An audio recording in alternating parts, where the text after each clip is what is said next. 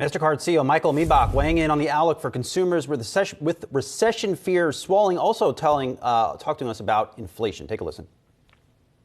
Well, you're not talking to the economic oracle, so I don't really know what is going to happen in the future. What I can tell you is through the lens of our business, and we do see a good chunk of consumer spending and of business spending, is that there is inflation in the numbers, so prices have gone up. But we also see, this is the more interesting story that I think is the consumers continue to spend. There is resilience in consumer spending in pretty much every part of the world.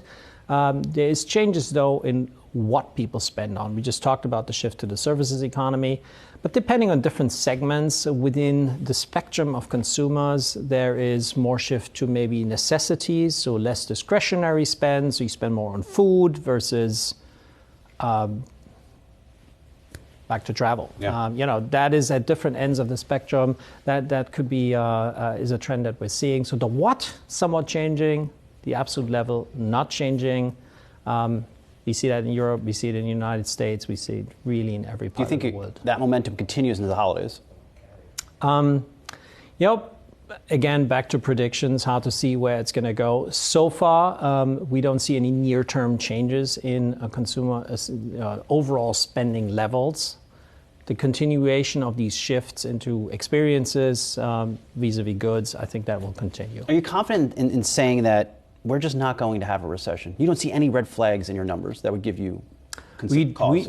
Currently, based on the data that we have, which is all past, it already happened, there is no such indication. Consumer is resilient. That resilience will last to, we have not any indication that there's a near-term recession.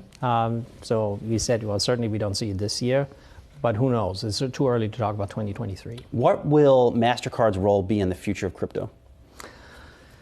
Brian, earlier we were saying whatever choices people take in payments. So some people want to invest in crypto assets, for example. So, buy any cryptocurrency. And we want to make that as easy and, more importantly, as safe as any other payment that people effect with MasterCard. So I buy a good and it's not really living up to what it is. You can basically reverse that, charge back that particular payment.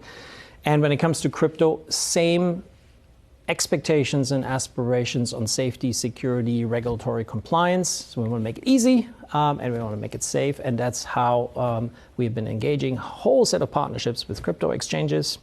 So I can buy crypto easily through my card and I can pay out from my crypto wallet using a MasterCard Send solution, which is basically a push payment back into my card or wherever it goes. So making that very straightforward.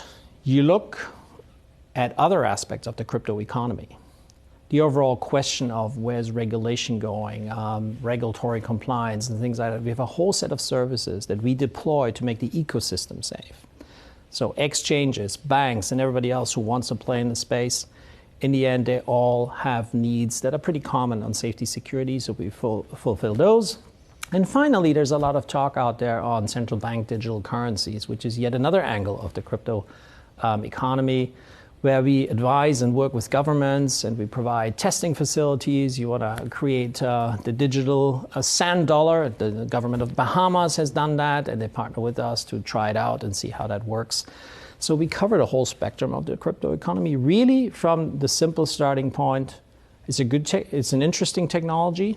People have interest in that. There's problems to solve. Payments isn't as efficient as it could be everywhere in the world. I have this full interview with Michael now on the Yahoo Finance homepage with the nifty 350-word article that I wrote up. But also worth noting as well, not in this particular clip, he said they're already in the buy now, pay later space. And he said it pretty matter of fact, which got me wondering, well, what does that mean for a firm in Klarna if a company like MasterCard is in here and perhaps going to get in here even more? What's that mean for a Block and an Afterpay, who are also looking at more consumers leaning into the ability to pay in different segments for a purchase that they can make today, instantly? And, where does that even kind of have a bigger type of role in the broader kind of credit annexation that consumers have right now, especially going into the holiday season? Well, and even more broadly beyond buy now, pay later, a lot of the giant legacy financial firms are already fintechs, so to speak. They're in a lot of those same businesses, right? Maybe they're not as small and nimble. Maybe they're not as known by the public for doing that.